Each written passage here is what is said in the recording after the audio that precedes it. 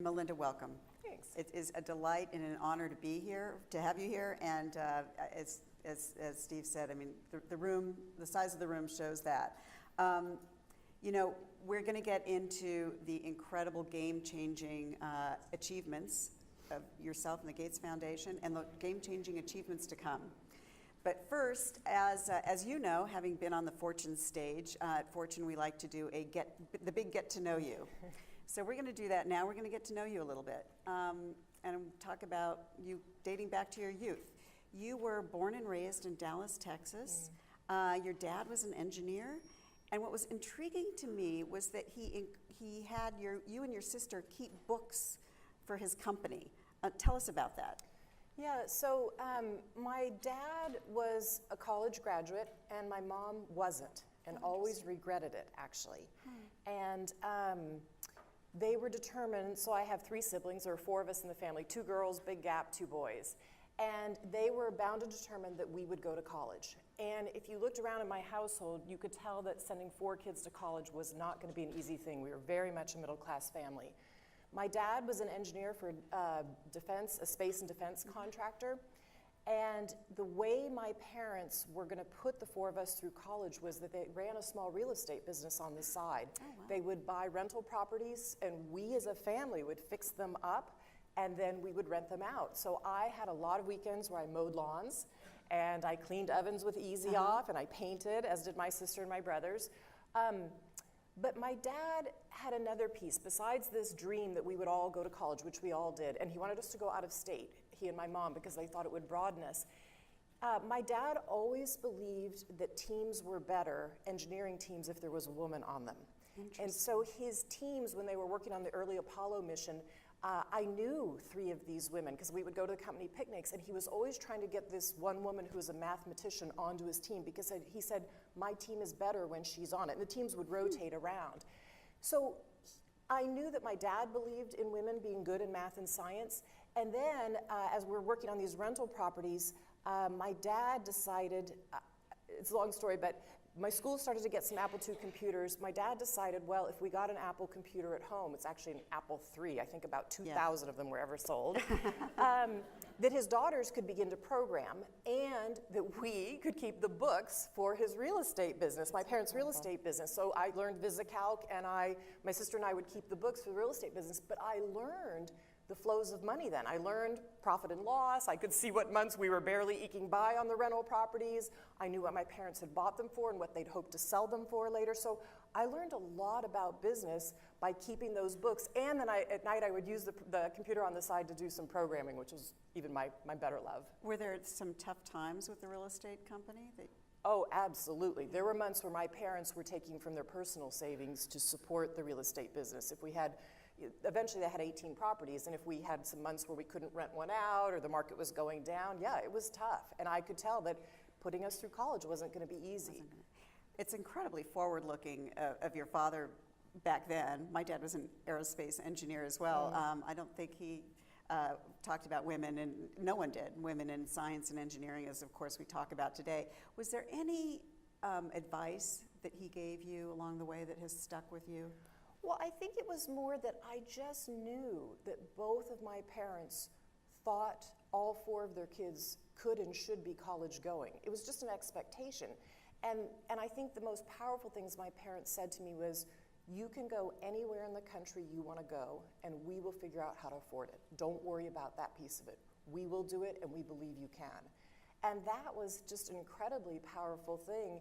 Even sometimes when I didn't get exactly the same message freshman year in high school from my college guidance counselor who told me I should apply to community college. Is that right? Yeah. So, and eventually I knew that just wasn't the right message, but I always had my parents' support. And even today I have my parents' support. My dad's 76, my mom's about to turn 75. If Bill and I are wrestling with a big foundation issue, and we're working through it, I will sometimes call them, actually quite often call them. And it's more, not that they have the answer, but it's more I can hear myself think about how I'm wrestling with this and where we might go. That's very powerful. How did you choose Duke, by the way? Well, it's interesting. So I knew I wanted to study computer science in college. I absolutely knew that. I had an amazing high school teacher who was my math teacher. And she saw that a group of girls of us were getting ahead in math, and she went to the head nun of the school, the principal, and said, we have to get computers for the girls. And so she started this little computer programming club, and I was part of that class, and she wasn't afraid to let us get out ahead of her. She was studying computer science at night, getting her PhD, and raising 3 boys on her own. And it was just incredible. And so I fell in love with computer science in high school and knew I could be good at programming. So I knew I wanted to go into computer programming in college. I thought I was going to Notre Dame because I went to an Ursuline, all-Catholic girls' school, and a lot of the dads had gone to Notre Dame, so I thought, I'll go to Notre Dame. But then when I went and looked, they were phasing their computer program out. They were putting it back in the departments because they kind of thought it was a bit of a fad. And I was really disappointed. And so was my dad, because I'd already gotten in and I had a bit of a scholarship there. And so we went and looked at Duke, and Duke had just gotten a big grant from IBM and had these 2 new computer labs and really was hiring some great professors. And I said, this is where I want to go. They're on the cutting edge of computer science. And so I went to Duke. This passion for computers, were you a computer nerd? Definitely. Okay. I was a math nerd and then a computer nerd. Yeah, Were you I love shy? logic. You love logic, Yeah. okay. And that's what you were just drawn to that and never gave it up. Yeah, computer science to me was like a puzzle. Turns out I love puzzles. Didn't know Bill liked puzzles till after we were dating a while, but I like the logic of them, that you have to logic and work your way through. And sometimes you're really uncomfortable when you're trying to solve, at least I was in college, a hard computer science program. But once you get through it and you find your way through it, you realize, wow, it's good to be uncomfortable sometimes. So how'd you end up at Microsoft? So that's an interesting story. So I was really fortunate in Dallas. I had a summer internship 2 years in a row with IBM, had great managers at IBM. And so it was so nice. So I did computer science, 3 years of undergraduate at Duke, and then if you could get accepted to business school early, you could, and I had all my credits done in undergraduate, I could go, I did get accepted to business school early. I could skip my senior year of college, and then I went 2 years to business school. So I did what was called a 3-2 program, which, again, my parents loved because it saved a year of tuition. Right. And actually, I had to go to them and say, on one Christmas break, would you be willing to pay for graduate school? Because they had promised undergraduate, but not graduate school. And so I said, if I do it in 5 years, and they were like, they were super supportive. But anyway, so I thought I was going to go work for IBM. And my last year of business school, I had this standing offer from IBM, which was fantastic, in Dallas, where my parents lived. And I interviewed at a whole host of other companies. They knew I was going to interview. And I turned the other companies down except for one. And so on my spring break of my last year of business school, I was traveling through Dallas, and I went and actually met with my hiring manager at IBM. It was a woman. She was just fantastic. And we talked for a long time. I said, look, I've turned everything else down, but I have this one more company to go interview with. And she said, would you mind me asking who? And I said, well, I'm going from here to Seattle, and then I'll come back through on my way back to Duke, but I'm going to interview with Microsoft. And she stopped me dead in my tracks. And she said, do you want my advice? And I said, yeah. And she said, if you get an offer there, take it. Wow. And I said, why? And she said, because at IBM, you absolutely have a fantastic career track. It's a great place to work as a man or a woman. But she said, you'll have to go up each ladder of the chain. And she said, my understanding of Microsoft is it's a young company, it's growing really fast. And she said, the chance for advancement for a woman would be really a fast trajectory if you do as well as I think you would do. So does that remain your advice to young women? Look for a mobile company, a company that's where you can... Well, my advice to women is go to a company you're passionate about. Okay. Go to whatever subject or company that you're passionate about. But if it happens to be on the cutting edge, like biotechnology today, if you're thinking just biology and you love biology, I'd say awesome. Also look at biotech. Or if you like technology, I would say look at biotech. I mean, if you're on the cutting edge of something, at least to me, that's where it's really fun. That's interesting. Yeah. So you went to Microsoft, and you were there for 9 years doing what? 9 years, I did move up really quickly in management because I had both this computer science background and I actually really like managing people. And so eventually I started on Microsoft Word long before we had Word for Windows, and then long before we had Office, long before we had PowerPoint or any of those things. And then I worked my way up, and eventually I was running a big piece of the consumer division, working on a lot of multimedia products. I think I had about 1,800 people working for me, different programming teams and marketing teams and testing. And I worked for Patty Stonecipher, was my last boss at Microsoft. She runs Martha's Table now, and she came and ran the foundation for us for quite some time. That's great. Now, your life really took a turn when this guy named Bill Gates asked you out.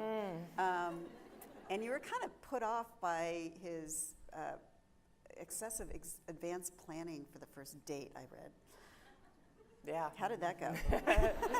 And my mom also, it took me about 4 months to tell my mom I was dating him, and she didn't think that was a very good idea. Because, you know, I was new to the company. So first of all, when I joined Microsoft, they sent me on my first business trip 3 weeks into the job. And I'd never been to New York City. I didn't have a passport. Not that you need a passport to go to New York, but I did need one later to go on my first trip with Bill. But so I went to New York, and anyway, I met Bill briefly at a group dinner that was there, and you know, didn't think much of it. But then maybe about 12 weeks later, we were back at Microsoft, and you know, pretty much everybody worked on Saturday morning. It was kind of just known. You worked long hours, and you worked Saturdays at least till 2 or 3 o'clock. And I was coming out of my building one day, and it was a small company then. You know, it was 1,200 people, and his car was parked near mine, and so he stopped me in the parking lot, and we talked a little bit. And then he asked me if I'd give him my phone number, and I said yes. And he said, well, you know, I was looking at my calendar, and I was wondering if we could go out 2 weeks from this Friday night.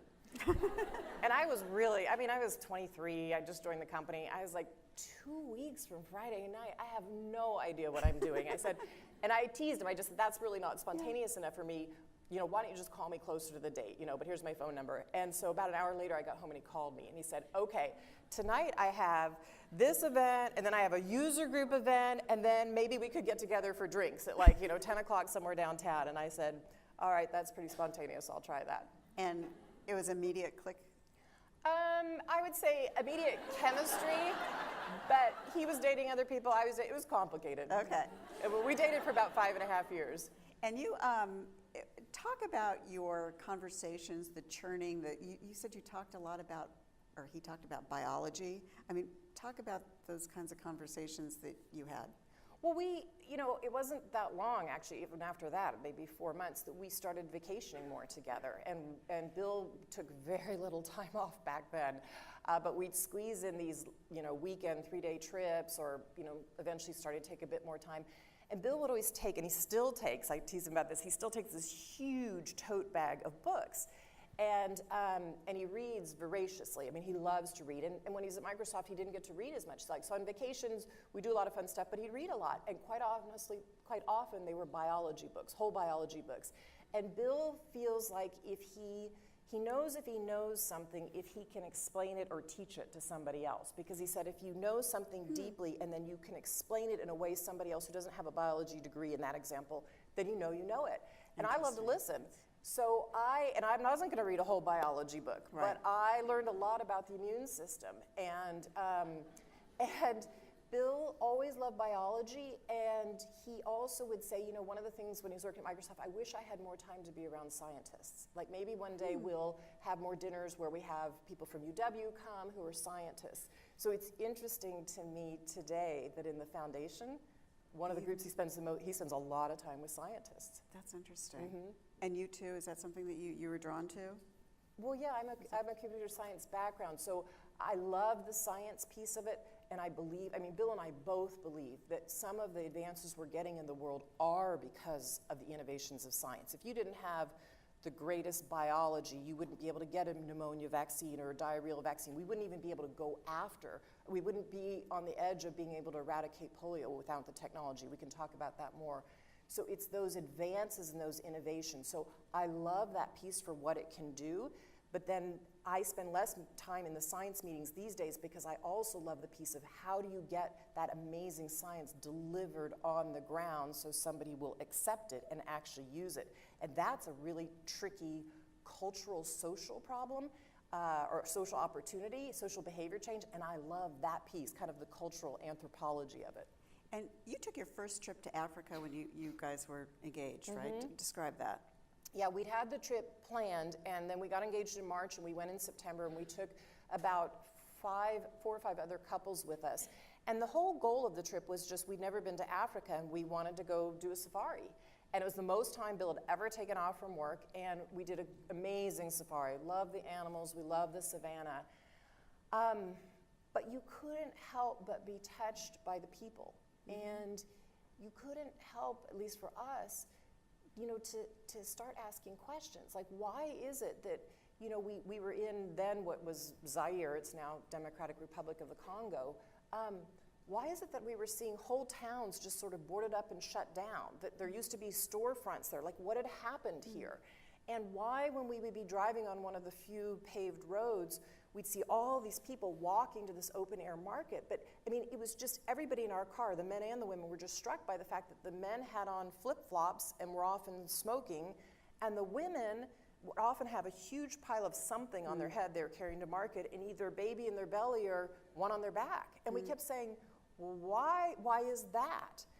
And then on very late in the trip, Bill was actually ill one day and stayed back in the tented camp, which was unusual, but the rest of our group went up to see the Maasai and were up in their village for a good part of the day. And I went in one of the huts where the women were cooking, and like, you know, the smoke is just overwhelming. I didn't even know I could hardly stay in it. And we stayed up in this village for quite some time, and it was really amazing to learn about their lives, etc. And at the end, one of the young men asked our group as an honor, he said, would you come back in a few weeks? We're gonna have a cutting ceremony for my sister. And we were all devastated. And it made me realize that I knew nothing. I knew absolutely nothing about that culture. And so I would say it started Bill and I on a series of kind of a learning journey. We always knew we would do philanthropy, but Bill always said it would be when he's in his 60s. He's not 60 yet. He will be this year. Yeah. But it started us on a series of learning journey and questions. And and drew So us when you in. came back, and between that and starting the Gates Foundation, what did you do? What was your journey during those years growing out of the Africa trip? I think we, coming out of the, should we pause?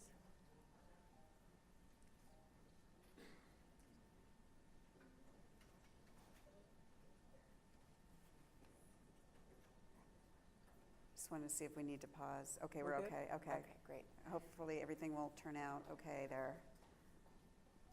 Okay, after your Africa trip, in the intervening years where you're having children too and kind of busy. Yeah, 3 Yes. children. So after the Africa trip, it wasn't too long thereafter, we asked Bill's dad, Bill's mom passed away shortly after we were married, and she'd been ill with cancer for that year. And we asked Bill's dad whether he would be interested in just starting. We were getting so many letters from people asking for donations. And we asked Bill's dad, would he be willing to help us with that? And he said he certainly would. And we started to work on just kind of a series of questions we had. And he would put together groups to help us learn about things. And, but I think one of the things that really struck Bill and me is we read an article in front of the New York Times one day on a Sunday. And we looked at the article and we just said, how is it that so many children, over 500,000 children, are dying of diarrhea? We're like, okay, in our country, don't you just basically go down to the pharmacy and get something to take care of it over the counter? How could more than 500,000 kids be dying a year of something like that? And that, we sent a question actually to Bill's dad and said, can you help us learn more about this? And he pulled a group together for us to teach us about vaccines and what had happened in that system and not. And also to start thinking, he pulled a group together to help us start thinking a little bit also about family planning early on. Those were 2 areas we were interested in. And so we kind of started on a series of learning journey. And we also started to say to ourselves, well, how have foundations throughout history, what has been their role in terms of helping with kind of world issues? And so we started learning about those things. So 15 years since the founding of the Gates Foundation, we're looking at incredible strides. Since 1990, child mortality under 5, correct, has been halved, much of which you've contributed to with vaccines and other health treatments. What kind of thinking do you think the Gates Foundation brought to this that helped move the dial? Okay, well, so first of all, anything I say today, kind of from this point forward, if I say we, I want to be really clear that there is no work that our foundation does that is not an incredible partnership with others. We don't have an on-the-ground presence staff in countries. I mean, we have small offices, but we don't have staff who carry out the work, give out the vaccines, et cetera. We don't have a scientific pharmaceutical arm. So we work with pharmaceutical companies, we work with partners in India, partners in Africa. So when I say we, I want to be really careful because I don't want people to think that we're taking credit for all this, because we just couldn't do it without some, well, even you heard the groundwork that was laid here for all the HIV/AIDS work, right? I mean, that wasn't us, that was IS. And but in vaccines, I think one of the things that we've brought to the field of philanthropy is this idea that in the private sector, you don't act without data. I mean, one of the things at Microsoft was I knew exactly how many copies of Word we were selling or not selling in a given month. And I knew how my team was doing based on that. I knew whether we had a hit every time we rolled out a product. So it was very unusual when Bill and I came to philanthropy, we would say, okay, there are these global numbers, but how would you know how to act? Like, you have to really start taking apart the numbers and figure out where do you have data and evidence and where do you not? And how would you start to fill that in to know exactly where you would pinpoint and act? And so I think that is absolutely one of the things that we've brought to the field. And then in vaccines, this belief in innovation. So I think two things to understand about the vaccine system. We started to study it, we started to learn how we'd had this incredible vaccine system, but it had kind of crumbled over time. And the biggest donation Bill and I did in the beginning was a vaccine grant, and it felt like a lot of money to us. It was a lot of money. How much was it? $50 million, and that was a lot. That was like a really big grant for us. And we had kind of two goals. One was between when a vaccine would come out in the United States or the UK, let's say, it was about a 20 or 25 year lag till it would get to a child in Africa. 20 or 25 years. We're like, okay, we have the tool here, but it doesn't get there. So something's wrong. Something's wrong. And what is wrong? Is it supply chain? What is it? Secondly, there were vaccines that needed to be created for the developing world that because the diseases didn't affect us so much, the farthest in the UK or the US or Europe, the pharmaceutical companies weren't incented to create those vaccines because they didn't see a market for them, and they're market driven. They should be market driven.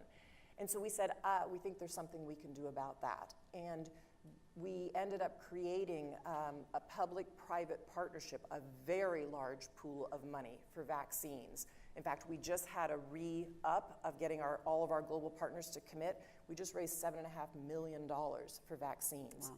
But because of that fund, that pool of money, we could go to the vaccine manufacturers and say, we could incent them to work on, say, a diarrheal disease that was in the developing world, and we could guarantee them a market that would pull it through, that there'd be enough of a market there.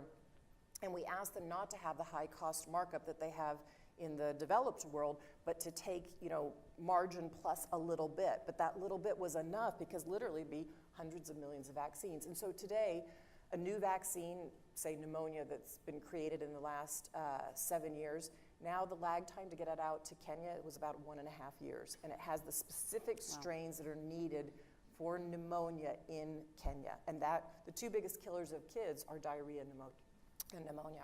So that's game changing. And you and Bill just wrote your 2015 letter that you're going to double down on this bet that you've made to really tackle global inequity. I want to ask you about that in a minute, versus poverty. But you're going to double down on that bet. And in the next 15 years, you're hoping that we see more progress in poor countries than ever in history, and that lives will be, these are the lives that will be most improved, which, interesting, like this flies in the face of the argument that the rich are getting richer, they're the only ones benefiting from the way the global economy is going. Talk about that.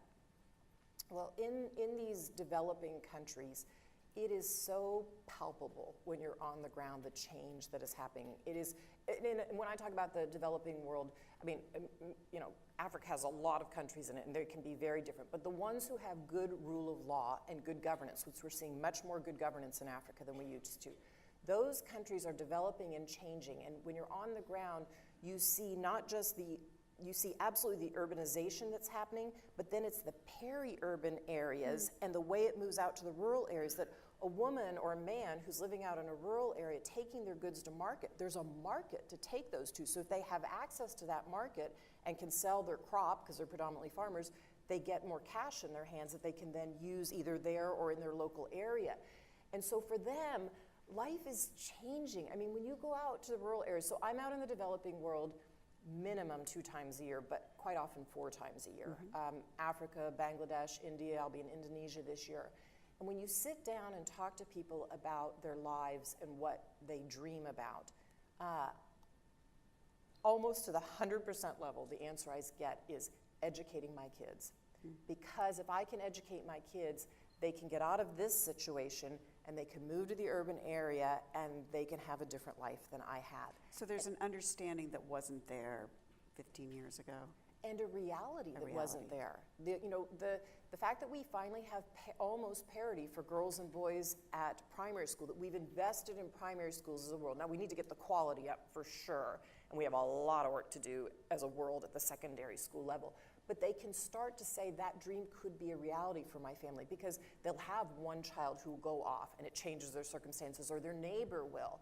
And even just, cell phones. I mean, cell phones are so ubiquitous now in the developing world. I'll be out in a rural area, where you're sitting in the dust and there are chickens running around and somebody's cell phone will go off and then somebody else's will, right? Well, cell phones change things for people, both, we talk about this more, but both in terms of the information they can get, and the mobile money systems are being built out where you can start to save $1 a day, $2 a day, and it hooks up to a bank account. That is a game changer for a man or woman. Yeah. So now we're going to move on to really the news of today, which is that you want to put women and girls front and center in development aid. Now, it struck me hearing this that there's a lot of talk already about putting women and girls front and center. There's a lot of companies, Goldman Sachs, Coca-Cola, who focus on developing women entrepreneurs. There's a lot of studies that have come out showing that investing in women and girls pays off. You're saying it's not as front and center as it needs to be? Tell me. No. I think we are making strides, absolutely, in the United States. And I think the things that Goldman Sachs are doing, Coca is doing, are fantastic. Unilever for girls and for women. But there's a big but there. I mean, we're talking about a very wealthy country, the United States, or the Nordic countries in Europe. They do amazingly with women and with girls. But making the world equitable for women and girls all over the world, we're not even close. And so we have to think about both what do we want for women and girls in our own country, what are our dreams and aspirations, and how do we make that happen? But also, how do we make it so that women and girls are front and center on the global health agenda? If you ask anybody who's been in this global health field for a decade, we didn't raise money for women's issues before. I mean, it's really, we just didn't. We didn't have maternal and child health on the agenda in as strong a way as it needed to be. We didn't raise money for women, and girls weren't even talked about before. It's really the Nike Foundation and many, many others who said, we need to be focusing on adolescent girls because 15 million of them get pregnant before their 19th birthday, and they are the ones who become mothers really young and have to raise the family. And so how do we get them on the agenda too? So it's only been in the last 5 years that we really have just begun to raise money for women's issues and are putting girls on the agenda. And there's a lot of work to do. And you're going to talk about the concrete steps that you are going to take on this front. Well, I wrote a piece in Science magazine last fall to try and explain where the foundation has been on this issue, to be very transparent about what we've seen, what our partners are teaching us, but really as a signal about where we are going as a foundation. So if you look back in our history, we really started as a research organization, as a science research organization, the power of innovation, the power of science. And at the end of the day, Bill and I still 100% believe in innovations, getting those innovations out. Then we shifted and did that and delivery, because we said if we have the greatest science but a woman won't allow the polio drops in her child's mouth or allow the vaccine, then the great science is going to sit on the shelf. So we've shifted to do also delivery, and we're still learning about how to do delivery really well with our partners. And what I'm making sure we add on now is this women and girls lens. Okay. And one of the things I'm doing both internally and externally, so we're just beginning actually this work. It's not that we haven't focused in our individual strategies some on women and girls, but we haven't put them front and center to say, how would you knit our strategies together? And we sometimes make false assumptions. So in some of our strategies, if you don't put what's called a gender lens on it. So let me give you an example. Mm-hmm. In agriculture, we have new seeds that are coming out. Like there's a new maize seed that's drought resistant, you get 30% more yield. If we assume by getting the seed systems up and running in Africa and getting them out, if we just assume, okay, we know half the farmers in Africa are women. If we just assume they're gonna get the seed, that's a false assumption. Because the agro dealers in Africa reach the men, but they don't reach the women. Okay. So you have to program specifically to say, how am I going to reach that woman? So I've put a challenge grant out inside the foundation to get all of the groups to come forward and say, where do we have good data and evidence that investing in women would give us more impact, and where do we not? Where do we have data gaps and we need to fill those in? So I'm doing that internally with the organization. And then externally, we used a mechanism we have called the Grand Challenges, which we've had for a long time in science. But I put out a call for proposals, and I put some money out to say, we have this investment we'll make, and just call for proposals around the world. If you were gonna make investments in women and girls, what are some innovative ideas? We got 1,700 proposals from just the developing world, 600 of which were amazing and worth funding. What were some of those innovative ideas? Some of them are saying, menstrual management and hygiene. How are we going to do that? How are we really going to help women? How are we going to think about really locating toilets? We are part of a group that's coming out with some new toilets over time that are not water. You don't need a big sewer system and a water, but how do you locate them in a place where it's safe for women and girls? How do you stimulate the community to keep the uptake and the upkeep of that? That's something we hardly even talk about. I mean, come on, women all over the world every month are dealing with this, right? And they get a lot of infection from not being able to take care of their menstrual management and hygiene. So just looking at that issue and really looking at the data, the hardcore data that we do and don't have of really how many days of school do girls miss if there's not a latrine there because she's got to stay home and deal with that. Oh, that's interesting. So, any innovative ideas on family planning, putting off births? I didn't see any specifically in that set of proposals. We're doing a second call, a second round on these two, because you don't always get you have to get the news out, so we'll do a second call. I am seeing some innovative things though, because in a separate group we're putting research and development money in family planning, and we can talk about that, and I do see a couple of innovations coming. And I want to get to that in a minute, but staying on the economic front, you've had time through all of this to think about the unintended consequences of supporting women economically. It kind of trickles down to the family and can affect the family balance. Definitely. Talk about that. Okay, so again, let me just put a little asterisk in here. First of all, I really like men and boys. I have a son, I have a husband I adore. I have many, many men that I work with. And again, some of these are gross generalizations, but if you look at the data, so I definitely, when I'm in Africa, you see relationships that are, you see some healthy relationships that are somewhat equal in the households. But the more I talk to women, I try and do men's and women's groups together where you sit down and talk with people, and then I also do the women separately, and it's so interesting when you peel the men off what the women will really tell you that's going on.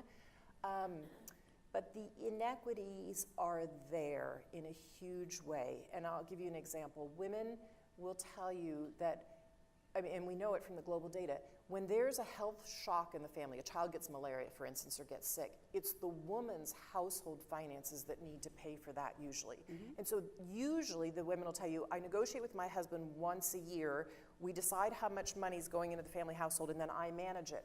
But she'll say, if I run out, we have 3 episodes of malaria and I run out, I have another negotiation to do with him. And he'll say, well, where did the money go, right? Mm. And so one of the things we have to be really careful about is even as you put a new crop in a woman's hands, she'll tell you, if my husband is the one that takes it to market, if I feel like it's a violent situation and I can't walk to market and he takes it and he gets the cash, I have a renegotiation to do with him over the household finances. So what used to be my crop that I would sell at the farm gate, maybe I get less money for it, but it might be better off for me to just keep doing that than to use this maize where I'm going to get the corn, where you get 30% more yield and it's drought resistant, I may not want to grow that because even though I'll get more yield, I could potentially get more income. If it gets in my husband's hands, it may not get back to me or to the kids.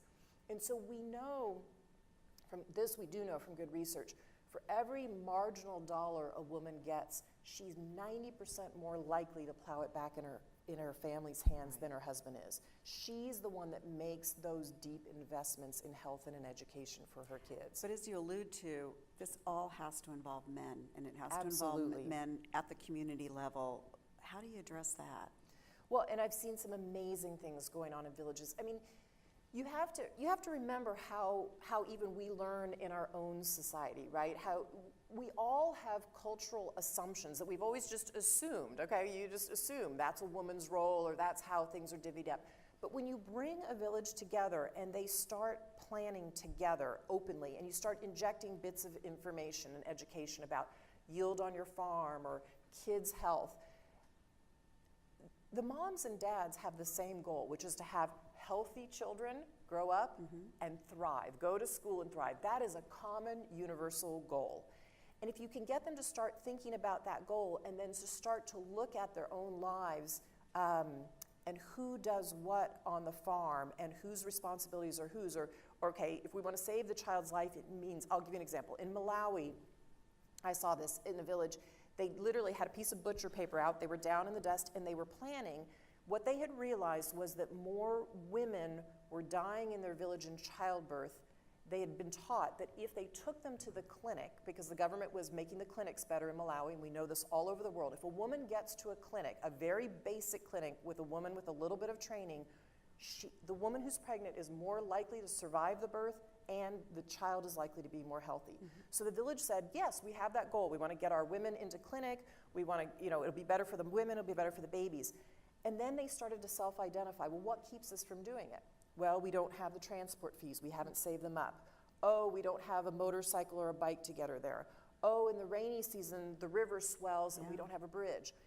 Once they have that shared goal and they started then doing that and seeing their women healthier, their babies healthier, then the real empowerment happens. Then the village starts to say, well, what do we care about as a group of men and women? And it was really interesting. This one village, and I've seen this, I just saw this in India too, this village said, we don't like that the men are beating up the women. That's not acceptable. And as they thought about it more and talked about it openly, the men said, well, it's our job. The only people that can stand up to those men, if we hear a man being violent to his wife in a house, it's our job as men to go knock on the door and take that man to task and say it's not okay. That's when you get empowerment, is when the village decides what they want to do together and what they care about changing. Then you start to get real empowerment for women. And sometimes you can do it with a mixed men and women's group, and sometimes you can do it just in a women's group and then bring it back to the village. So fit family planning into this, because of course we know that women have a much lower chance of being in poverty if they put off that first birth, if they space their later births. What family planning was on the Gates Foundation high level on its mission early on, and you feel like it isn't enough now and needs to come back on? Has come back on. Has come back on. So the two places Bill and I had interest in, we started, were vaccines and family planning. For some internal reasons I won't go through, we were doing family planning, but not at all at a big scale. And it was really interesting. As I would travel around the world and talk with women, I would be in their village for several hours, and I would be there to talk to them with my questions about vaccines for their kids. Those were my questions. And if I stayed long enough and let the women ask me questions, they would so often bring the conversation back around, particularly in Africa, to, well, what about that shot I used to get in my arm? And what they were talking about was Depo-Provera. It's the predominant form of birth control used in Africa. It's a shot that you get once every 3 months. And the women would be outraged because they'd say, it used to be there. That little clinic you can see over there, it's not there anymore. I have to walk 10 kilometers to get it. I have to make up some excuse to my husband of why I'm going somewhere, because a lot of women will tell you they're using it covertly, because they'll say to you, literally I had a woman in Niger say to me, look at what I have. I have 5 children. My husband has gone off to try and get work. Look at my farm. I have nothing. How can I feed these kids? I can't have another child it's not fair to these kids. And so it was this life and death crisis for them and their families. And when I would come home, I started to look at the global statistics, and it was really odd because, again, the statistics were weird. It was said that contraceptives were stocked in. Well, because of PEPFAR, in fact, condoms were stocked in Africa. You could get condoms, but women will tell you over and over again, I can't negotiate a condom even in my my loving relationship because I'm either suggesting that I fear my husband might have AIDS or that I have AIDS. Oh, that's interesting. And so as I looked at the statistics, I said, we have got to get family planning back on the agenda. And so I set out with a group, it took a year and a half to really wade through what the issues are. And in the end, we raised $2.3 billion. In 2012, we put a women's issue on the agenda. And with our goal is to get 120 million women voluntary access to contraceptives by 2020, 120 million women. And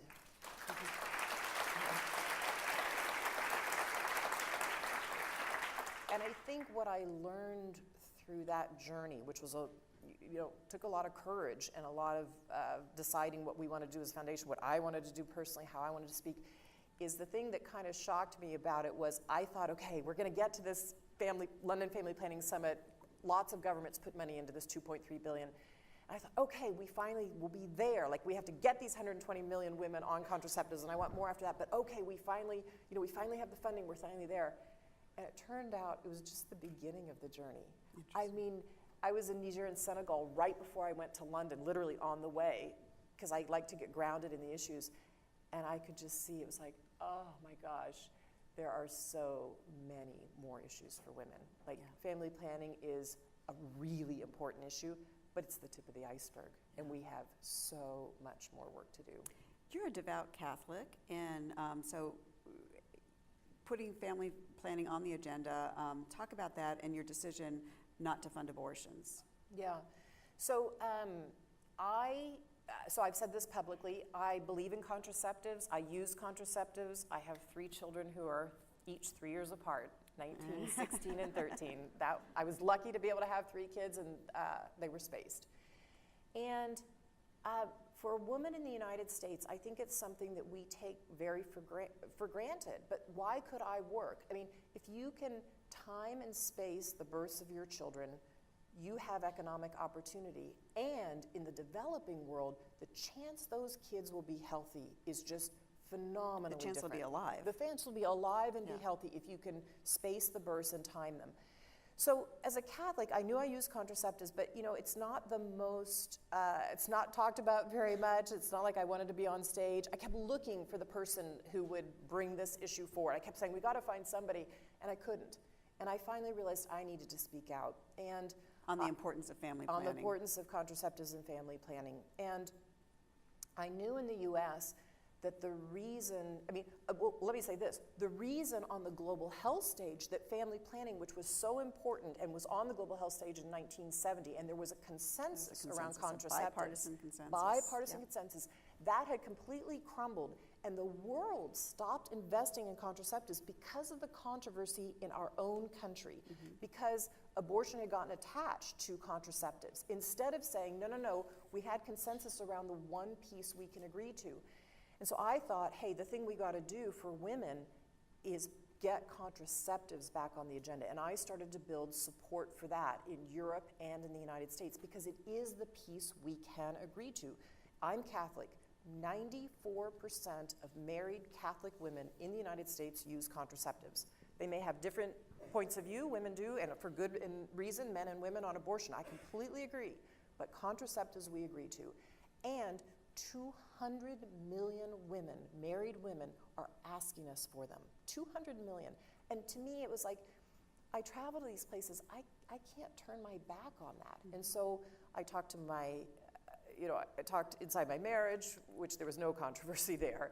I talked to my kids about what I planned to do and that I was going to be more public about this. And I talked to my parents, quite honestly. And again, I knew my parents believed in contraceptives. And I wanted to make sure everybody was on board that I was going to take on this, but it's just the right thing to do. My for Catholic women. grandmother believed in contraceptives. Yeah. Mobile phones, we touched on that. Can you just talk about the importance of that to improving women's lives in particular? Vastly important. So I'm sure most of you have heard of these amazing village savings and loans groups that exist all over the world, Bangladesh, Africa, India. Now that mobile phones are out there and pretty ubiquitous, so the numbers right now, but it's getting better all the time. So I think it'll be remarkably different in 5 years because the cell phone companies are focusing on it. Women today are about 21% less likely to have a phone than a man, but that gap is closing. When you take a village savings and loan and they have access to a mobile phone, even if not all the women in the village savings loan have access to a phone, but as a group they have access to a phone, they can take that cash that they keep in the lockbox with 3 padlocks where you get 2 digits, you get a key, I get a key, and somebody else gets a key for those 3 padlocks so that the money's safe. They can take that money out of that little metal box and they can store it digitally on their phone. And so of the 6-digit PIN, none of us know the 6-digit PIN, but you might know 2 digits, I know 2 digits, and she knows 2 digits. Now all of a sudden our village savings and loan, our group of 10 or 12 women, we have access to mobile money. And that money, then we can start to not only lend, but we can save. We can save $1 a day, $2 a day. You don't have to put your assets in a goat or a cow or a piece of jewelry that when the market drops on the price of cattle, you're not going to get the asset, the money out when it's time for the school fees. So being able to save digitally and it hooking up to a bank account will start to change everything for women. Because women are not welcomed at the bank. Their money is stolen when they get on the bus to go to the bank. They have to pay the transport fees. But if they can be out in their village, and they'll tell you, if my husband gets a job in the city, they go into Nairobi and get a job, they can send the money back to me on my phone. Well, then it comes time for the school fees, and you've got it. Or the hunger season happens, and it's like, wow, I have money to go buy more crops on the market. And so what it will do for women, when women get a little bit of cash in their hands, their power inside the family changes, the dynamic changes. Whether it's in India, the power dynamic with their mother-in-law, whether it's with their husband in Africa, it changes. And again, they invested in the health and education of their kids. And then mobile phones, I mean, the other thing, like one of the apps that's happening now, and again, as those phones, they're the basic plastic smartphone, basic plastic phones in Africa today is what I see, but smartphones will happen too. And when that takes off, the applications for women, there's an application right now that, violence, 1 in 3 women experience violence in their life around the world. But one of the applications that's out is you can have 6 trusted people in your circle of friends, men and women, have your phone number, and if you push one button on the front of the smartphone and you feel like you're in trouble somewhere, instantly messages go out to those people. That is a game changer for women. That's so when you incredible. think about what will come, and the neat thing, just one thing back to mobile money is happening. Kenya, Tanzania, Bangladesh, Philippines, India just opened up its regulatory environment. In Kenya, it's close to more money starting to move through that system than the normal channels. Yeah, that's incredible. So it's happening. I wanted to range before, we are going to open this up to questions in about 10 minutes, but I wanted to range across a couple other issues while we have you here. Food security, there's a rising controversy about GMOs. But you all believe that GMOs are an important piece of feeding the global poor. Talk about that. If it wasn't for GMOs and the work that Norman Borlaug did, we will still have so many million people going hungry. I mean, today, 2 billion people still go hungry every day. 2 billion people. And yet, if you have a new seed variety that gets 30% more yield, or a rice variety that, as the farmers will talk to you in Africa about, especially if they live near the equator, that the rains are coming at different times, and when they come, they're coming torrentially, and then they have a drought. So, and a lot of farmers in Africa plant maize, corn.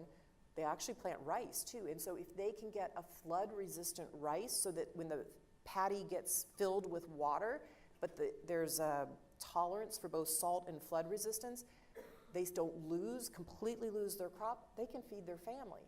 And if they can store a little bit of that crop, then again, as you can imagine, the farmers are all putting their maize on the market at the same time. It all comes due at the same time, or the rice. But if they can store a little bit, they can tide over the hunger season, and then as the prices go back up, they can start to sell it on the market.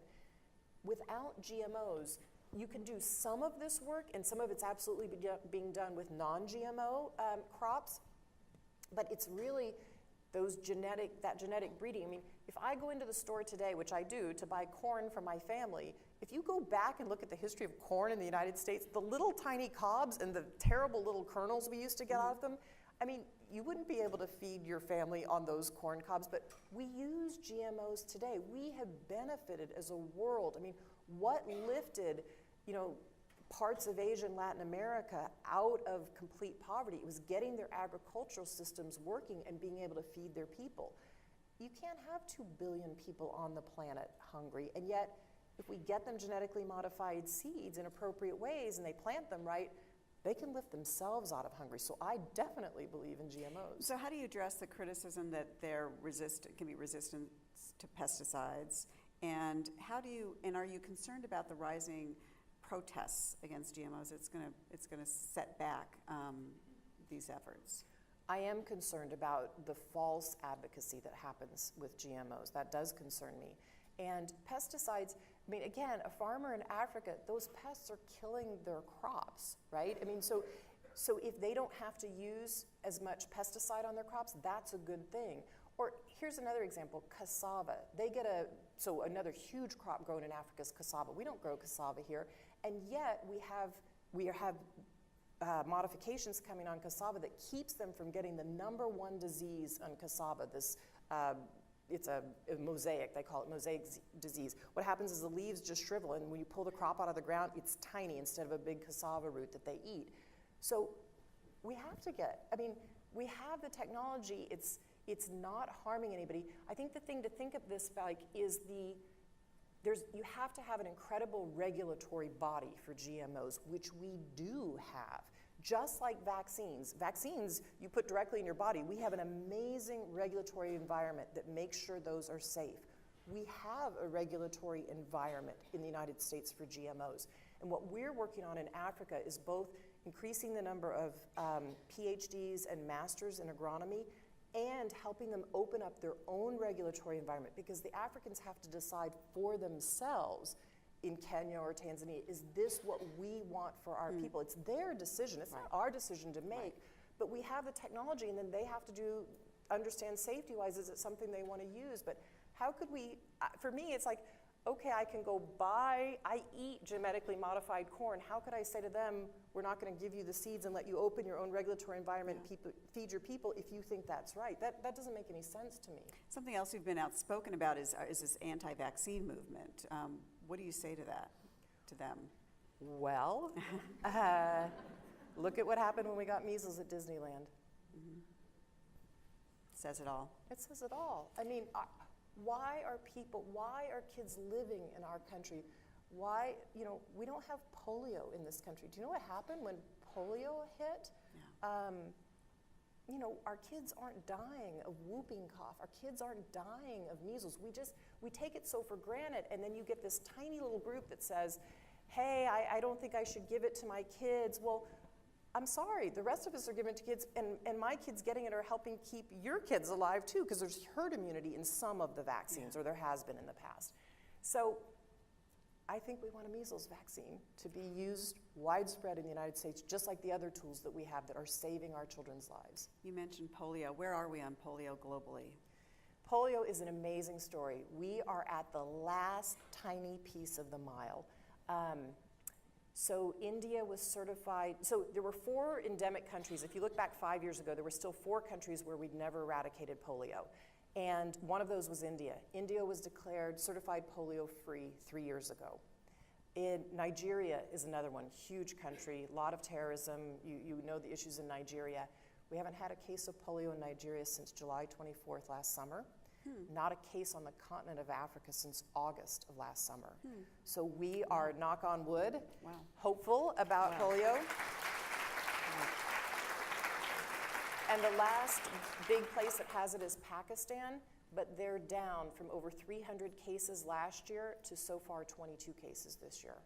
And so we are getting very close. And if we can eradicate polio, the only disease that's ever been human disease that's been eradicated from the face of the earth is smallpox. And if we can eradicate polio, I think it says in global health, we can make a great achievement. Like, we can do something if we put our minds and our muscles to it.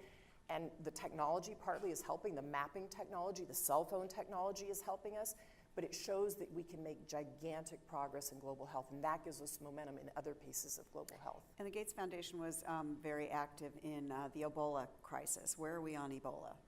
Yeah, so Ebola, as you know, the cases, some of the countries now are Ebola-free. The cases have come way, way down. I think the lesson that comes out of Ebola, though, is this primary health care system has to be built up. So the 4 countries that got it so badly don't have a built-out primary health care system. When I talk about primary health care system, I mean a little health post out in a most remote rural area that's about 4 times the size of this stage, and staffed with 2 healthcare workers, usually women. If you have that system where they're trained, and then you can refer people up in the system as they get sicker and sicker if they need to go to a hospital, that works. It works all over the world. Nigeria, if Ebola did go to Nigeria, if we had had a big outbreak in Nigeria like you saw in Liberia, we would be talking about a whole different situation today in the United States. We got lucky as a world, and honestly what had happened, all the groundwork that had been laid by UNICEF and WHO and CDC on polio in Nigeria, as soon as they saw that case of Ebola come in, those doctors and the Nigerians said, oh my gosh, take the polio clinics, convert them to emergency response, do immediate contact tracing, find out everybody, quarantine the people who were around that person.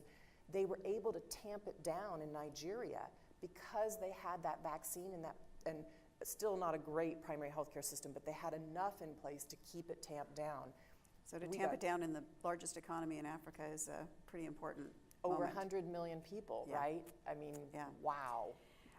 We are going to open it up to questions. Questions have a question mark at the end. They have to be short. And please identify yourself. Right? And there are mics coming around. Are there mics coming around? Yes, right here. Good morning, ladies and gentlemen. Good morning, Melinda, Ms. Gates. Thank you so much for your wonderful presentation. My name is Rosemary Seguero. I'm the president of an organization called Hope for Tomorrow. We focus in the rural areas of Africa. I come from Kenya. Thank you for helping my country and Africa and the world in general. Since we focus on conflicts and violence and empowering women, you know, you've talked about the rural areas, you know, you've gone to the rural areas of Africa. How can we work with you in the rural areas of Kenya and other African countries? More about our information in the rural area is here. You will read it by yourself when you go. Thank you. Thank you. Could you hear that? I know could. the mic was a little close. Yeah, Okay. so just follow up with, I have staff in the front row, so if you want to give us some information about your organization, but I think starting these women's self-help groups, there's 600,000 women in Mali in these women's self-help groups, as an example. They work. They work in India, Bangladesh, they work in Africa. And I think if you get those women in these self-help groups and you start putting in pieces of education about health or agriculture, eventually the women get to the point where they empower themselves and they start to say, okay, I'm getting more livelihood off my farm because of that. Let's say you start with agriculture, the agriculture interventions. Then the women start to say, I just was back from India seeing a women's self-help group. They start to get to the issues they care about. And I'll give you an example from India, but I've seen it all over Africa. I just came back from India 3 weeks ago, sat with a women's self-help group, and a woman named Sabita said, she said, you know, before we had the self-help group, nobody in the village knew our names. We didn't know each other's names. Wow. She said, our men knew, we all knew the men's names. And she said, we used to hide behind our saris. And she said now, because they had been getting more agricultural livelihood off their farms, they said, we can feed our kids, we can say to our mother-in-laws, we deserve a better room in the house or we can move out. She said, I used to have one sari and I would wash it in ash. She said, I now have 3 saris and a bar of soap. And they said, when the police show up in our village, we used to turn away because we were so afraid. She said, now we stand in the road and we say, why are you here? What business do you have with our village? And the women in this village were deciding to eradicate alcoholism for their village, working with the men and the women to say, we will have less violence if we have less alcoholism in our village. And their next step was they were going to go get a toilet in their village. And I thought, that's women's empowerment. And I see it all over Africa. and I see it all over India. How And are they women- trying to deal with the alcoholism? Just putting their foot down, or? So they would show up at people's doors and say, this isn't okay, and they were going to the women who were actually brewing the alcohol. The women were doing it as livelihood, right? Okay. And so they were saying to the women, no, you can plant these other crops, and this isn't good for our village if you are brewing alcohol. So they tamped down the women who were doing it, gave them alternatives, and then talked to the men, got the men on board to say, okay, yeah, we want something different. And I met a young man, and he said to me, I said, his mom was in a self-help group. Her mother-in-law went with her first, and then she started to be in the self-help group. And I said to this young man, he was 15, what's it meant to you to have your mom in a self-help group? He blew me away. He said, my mom saved me from alcoholism. He said, I was headed down that path, and my parents both wanted me to get an education, but I was drinking a lot, and she saved me from it. And I thought, wow, there's the power of a self-help group. And involving men. Yeah, Yes. exactly. Right here in the,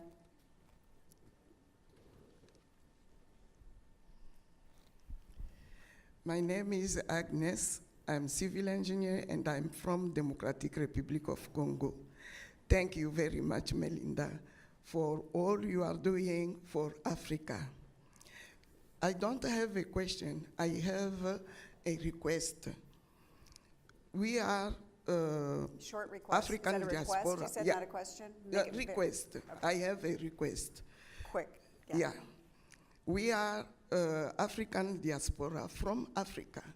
We are American citizens here.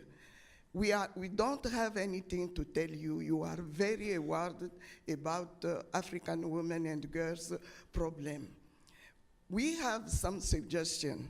Okay. So we want to work with your staff because we can't express all our suggestions Great. here. Please, we want your staff to listen to us. We are there from Africa, and we wanted to make some suggestions because in Africa, there is a problem of culture and environmental. And I support the Women's Development Network in Africa, which is supporting women grassroots leaders on the ground. So we'll hook you up after this. Katie, who's in the front row, will help you hook up with that group. Thank you. Okay, thank you Okay, very much. I realize I'm ignoring this side of the room. Right there in the white scarf, yes. Hi, thank you so much for being here today. I wonder, you talk about family Could planning you as... identify yourself? Verena Winder, I'm actually with the State Department. Okay. You talked about family planning as sort of the tip of the iceberg for you, and I was struck by your comment about the FGM cutting ceremony as sort of being your spark into this. Can you talk a little bit about the Foundation's work in gender-based violence and social norm changing? Sure. Well, let me just say this about women and girls. I think of this work kind of in three areas. I think of it as health. They have to grow up and live a healthy life. Their children have to be healthy, because if they don't do that, you can't even move on to the other pieces. So healthy life, I think about, do they have the ability to take and make a decision in their own household about themselves and their family? And then I think do they have economic opportunity? If you can help women in all three of those areas, then you have an empowered woman. And so whether it's, and to do that work requires innovation sometimes, for instance in health or in agriculture, a new seed, but it absolutely takes social and behavior change. And so for instance, one of the reasons I keep talking about these women's self-help groups, so today if you look in India, there are about 3 million women in self-help groups via private NGOs. The government, and everything I talk about, just so you know, we think of the foundation as being a catalytic wedge, and then governments have to scale it up because they have the big money and they have to do what works for their culture, right? So in India, the government has a goal of setting up 30 million women's self-help groups. And we think about 10 to 20 women in each of those groups, 30 million, that's when you get social change. And that's why I think they're so powerful if done right. And we're looking at how do you create more of them in Africa. Okay, 600,000 women in Mali, that's good, but I want big scale. And so if we can do, you do a lot of this social change through these self-help groups, and that's when you get to the decision-making piece, and that's, to me, when you start to get to the economic pieces. And you can get to some of the very difficult social issues like female genital cutting actually through a self-help group. Mike, right here. Good morning. My name is Irene Barry Kirika, the Executive Director of Enable. We train blind students in Kenya on basic computer skills. So we have about 1,200 students, and I started this program because I discovered that the blind and visually impaired, when they graduate from high school, they become beggars and they get into prostitution. So most blind women have 4 or 5 or 6 children and no income. But what we've discovered on our program is that the blind students do love technology. Some of them are even learning web development. But there's a challenge in terms of they lag behind. So I'm wondering whether you've been able to invest on any technology program for girls with disabilities, especially in Africa. And at the same time, is there any research being done to sort of figure out why are girls lagging behind in technology, and especially those with disabilities? Thank you. Those are big questions. Yes. There are a couple kind of packed in there. So let me just say this. In the United States, we actually, absolutely on the technology side, there are a lot of work is being done by Microsoft for handicapped people and blind people. So I kind of leave that on that. What we do on blindness in Africa and around the world is give vitamin A supplements, and particularly through Helen Keller International. Vitamin A supplements, if given to kids twice a year, prevents blindness. So the huge predominance of blindness in Africa comes from lack of vitamin A. We don't have that problem here because we fortify our milk, right, with vitamin A and vitamin D. So in Africa, we're making sure the supplements get out, and then we call that upstream. Working before somebody gets blind, you work upstream and figure out how do you not get them in that situation. And then we're working even upstream of that. We have a sweet potato variety right now that is not GMO that we've grown vitamin A into, and we're getting that in the hands of women. It gives them more economic means, more livelihood, because they can sell it. It's a crop they can make more money on. And if they feed it to their kids, the kids get vitamin A. We're also trying to breed vitamin A into a rice variety, and that should come out in about 2 years. We actually have the vitamin A bred into it already. We're trying to get the yield up so that farmers will want to grow it. But that's how we try and go upstream on blindness. And then we don't today, honestly, work on the downstream, the disability piece, because there are only so many things we can work on, so we're trying to prevent people from getting in that situation. That's a great answer. Way back by the pole, the pillar there. Thank you very much for doing a lot of things in India. And I Can you just identify noticed. yourself, please? I'm Dr. Krishna Banoda from George Washington University. Okay. And in your talk, you mentioned about the innate immunity. You know, India is celebrating International Yoga Day. Yeah. And We'll all you go to know, class. the Ayurveda and yoga can transform the immune system of human, and that will have a very transformed personality as well as social and behavioral Okay, great. action. Thank you. So I would like to pay attention on that too. Yoga Thank you and very much. alternative medicines in general contributing to healthiness. We don't work on that. I do meditate and I do yoga, but I would just say this, the Prime Minister does have that in his plan in the side of the health office is to promote yoga. So it's interesting. He sees the benefits too. Okay. Right here in front. Hi, I'm just wondering if you do anything with mental health. I think the World Health Organization says there's 450 million people in the world that suffer from Susan, stand up mental and. health. It's okay, I'm done. Okay, so her question was, thanks Susan, her question was on do we do work on anything on mental health?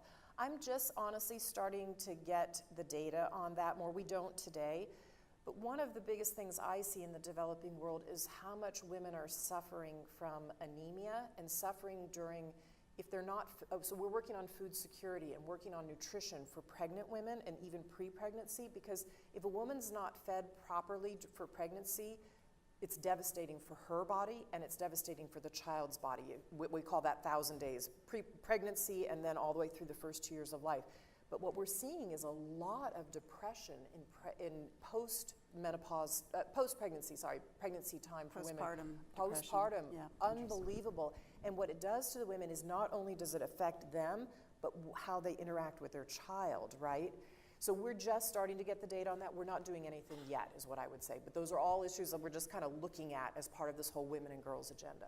Okay, the boss gets his chance.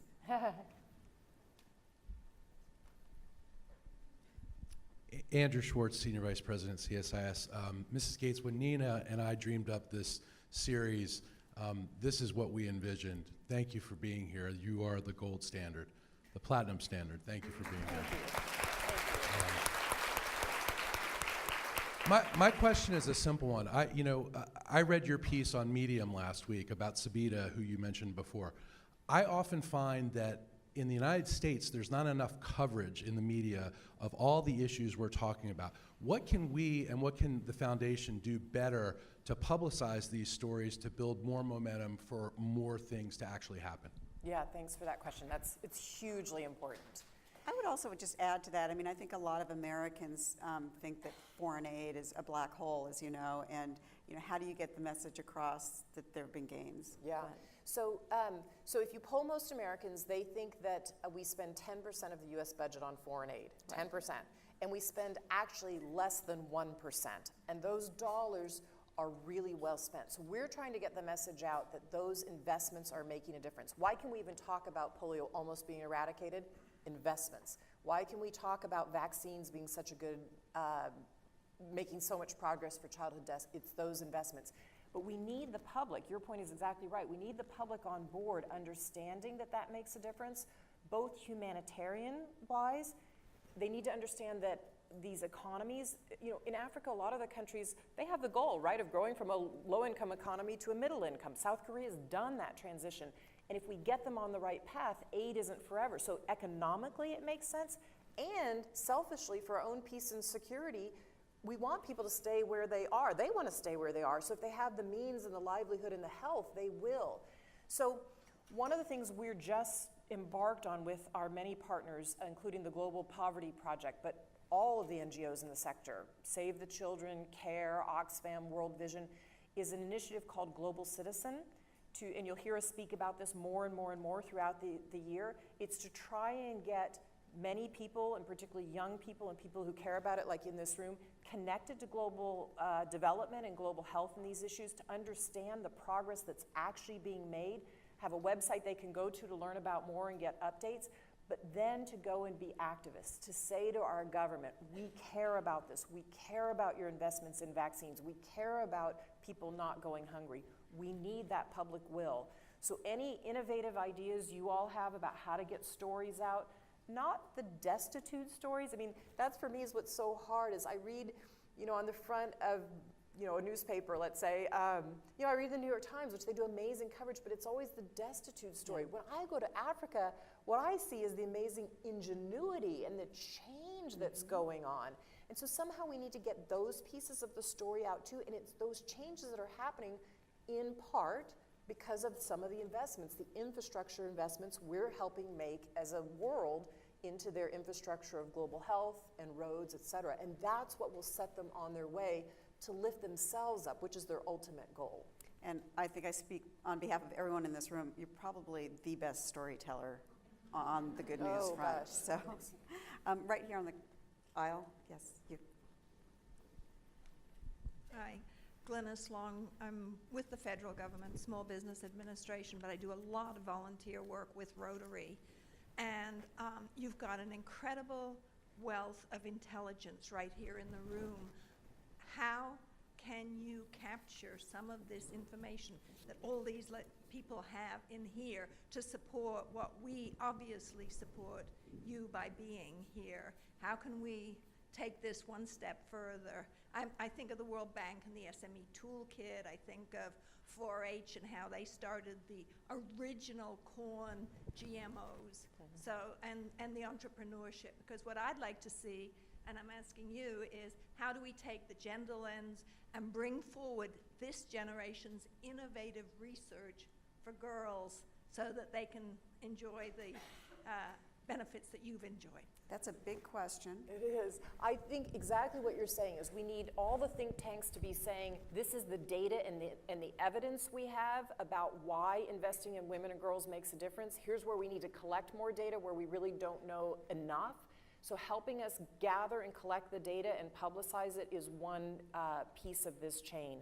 Another piece is just basically starting to collect up, okay, who are all the people investing in women and girls and how are they going about it and what should we specifically do? Because as you know, we're talking about a myriad of issues. We're talking about 36 different issues and no one person is gonna be able to invest in all of them. You have to have partners who invest in child marriage, partners who invest in making sure that we have a better water supply for women and sanitation, et cetera. So helping the partners align is another place that we quite honestly could use some help. So 2 suggestions. Unfortunately, I'm sorry to I know that a lot of people want to ask questions, and unfortunately, we've come to the end of our time. So I want to just kind of end on this note and with this question. Melinda, you've been so kind to share so many of your stories that, as you've done research over the years. Is there one story that stands out that's especially powerful where you can leave us with a piece of advice or a way to look at things going forward? Yes, I've met so many incredible women, so many. And it's funny, it's their stories, honestly, that propel me. I always try to think of them when I'm trying to talk about how to explain this. But I was meeting with a group of women in a slum in Nairobi, and we'd had a lot of fun together. I was there to talk about contraceptives and family planning, and they were laughing at me. Well, first of all, they're laughing at me because I was asking them about implants that they get in their arms. And they said, and I misunderstood what they were saying. They said, yeah, we think of them like batteries in a radio. And I said, what? I said, is it like you feel like you get more power or something? They said, no, silly. It's because they feel like batteries in a radio when they're in our arms, right? Anyway, we had this long discussion about the importance of contraceptives, et cetera. And at the end, finally this woman, Marianne, stood up. And she was holding this baby girl in her arms. And she said, I want to bring all good things to this child before I have another one.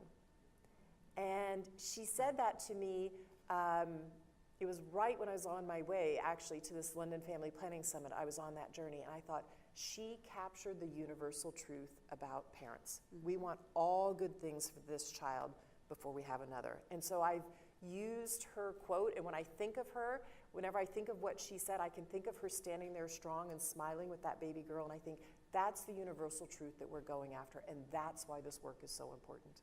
Well, Melinda, you've contributed so much to that work and to our understanding of that work today. Thank you so much. Thanks, Nina. Thank you.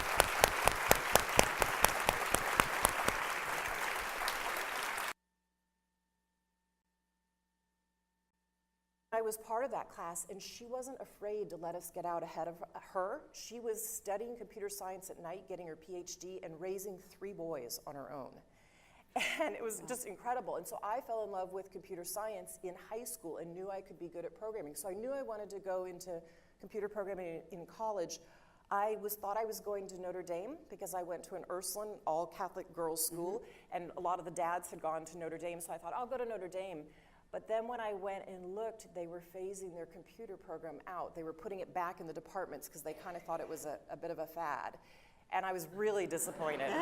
And so was my dad, because I'd already gotten in and I had a bit of a scholarship there. And so we went and looked at Duke, and Duke had just gotten a big grant from IBM and had these 2 new computer labs, and really was hiring some great professors, and I said, this is where I want to go. They're on the cutting edge of computer science, and so I went to Duke. This passion for computers, were you a computer nerd? Definitely. Okay. I was a math nerd and then a computer nerd. Yeah, were I you love shy? logic. You love logic, Yeah. Okay. And that's what you were just drawn to that and never gave it up. Yeah, computer science to me was like a puzzle. Turns out I love puzzles. Didn't know Bill liked puzzles till after we were dating a while, but I like the logic of them, that you have to logic and work your way through. And sometimes you're really uncomfortable when you're trying to solve, at least I was in college, a hard computer science program. But once you get through it and you find your way through it, you realize, wow, it's good to be uncomfortable sometimes. So how'd you end up at Microsoft? So that's an interesting story. So I was really fortunate in Dallas. I had a summer internship 2 years in a row with IBM, had great managers at IBM. And so it was so nice. So I did computer science, 3 years of undergraduate at Duke, and then if you could get accepted to business school early, you could, and I had all my credits done in undergraduate, I could go, I did get accepted to business school early. I could skip my senior year of college, and then I went 2 years to business school. So I did what was called a 3-2 program, which, again, my parents loved because it saved a year of tuition. Right. And actually, I had to go to them and say, on one Christmas break, would you be willing to pay for graduate school? Because they had promised undergraduate, but not graduate school. And so I said, if I do it in 5 years, and they were like, they were super supportive. But anyway, so I thought I was going to go work for IBM. And my last year of business school, I had this standing offer from IBM, which was fantastic, in Dallas, where my parents lived. And I interviewed at a whole host of other companies. They knew I was going to interview, and I turned the other companies down except for one. And so on my spring break of my last year of business school, I was traveling through Dallas, and I went and actually met with my hiring manager at IBM. It was a woman. She was just fantastic. And we talked for a long time. I said, look, I've turned everything else down, but I have this one more company to go interview with. And she said, would you mind me asking who? And I said, well, I'm going from here to Seattle, and then I'll come back through on my way back to Duke, but I'm going to interview with Microsoft. And she stopped me dead in my tracks. And she said, do you want my advice? And I said, yeah. And she said, if you get an offer there, take it. Wow. And I said, why? And she said, because at IBM, you absolutely have a fantastic career track. It's a great place to work as a man or a woman. But she said, you know, you'll have to go up each ladder of the chain. And she said, my understanding of Microsoft is it's a young company, it's growing really fast. And she said, the chance for advancement for a woman would be really a fast trajectory if you do as well as I think you would do. So does that remain your advice to young women? Look for a mobile company, a company that's where you can... Well, my advice to women is go to a company you're passionate about. Okay. Go to whatever subject or company that you're passionate about. But if it happens to be on the cutting edge, like biotechnology today, if you're thinking just biology and you love biology, I'd say awesome. Also look at biotech. Or if you like technology, I would say look at biotech. I mean, if you're on the cutting edge of something, at least to me, that's where it's really fun. That's interesting. Yeah. So you went to Microsoft, and you were there for 9 years doing what? 9 years, I did move up really quickly in management because I had both this computer science background and I actually really like managing people. And so eventually I started on Microsoft Word long before we had Word for Windows, and then long before we had Office, long before we had PowerPoint or any of those things. And then I worked my way up, and eventually I was running a big piece of the consumer division, working on a lot of multimedia products. I think I had about 1,800 people working for me, different programming teams and marketing teams and testing. And I worked for Patty Stonecipher, was my last boss at Microsoft. She runs Martha's Table now, and she came and ran the foundation for us for quite some time. That's great. Now your life really took a turn when this guy named Bill Gates asked you out. And you were kind of put off by his excessive advanced planning for the first date, I read. Yeah. How did that go? And my mom also, it took me about 4 months to tell my mom I was dating him, and she didn't think that was a very good idea. Because, you know, I was new to the company. So first of all, when I joined Microsoft, they sent me on my first business trip 3 weeks into the job. And I'd never been to New York City. I didn't have a passport. Not that you need a passport to go to New York, but I did need one later to go on my first trip with Bill. But so I went to New York, and anyway, I met Bill briefly at a group dinner that was there, and you know, didn't think much of it. But then maybe about 12 weeks later, we were back at Microsoft, and you know, pretty much everybody worked on Saturday morning. It was kind of just known. You worked long hours, and you worked Saturdays at least till 2 or 3 o'clock. And I was coming out of my building one day, and it was a small company then. You know, it was 1,200 people, and his car was parked near mine, and so he stopped me in the parking lot, and we talked a little bit. And then he asked me if I'd give him my phone number, and I said yes. And he said, well, you know, I was looking at my calendar, and I was wondering if we could go out 2 weeks from this Friday night. And I was really, I mean, I was 23, I just joined the company. I was like, 2 weeks from Friday night? I have no idea what I'm doing. I said, and I teased him, I just said, that's really not spontaneous enough for me.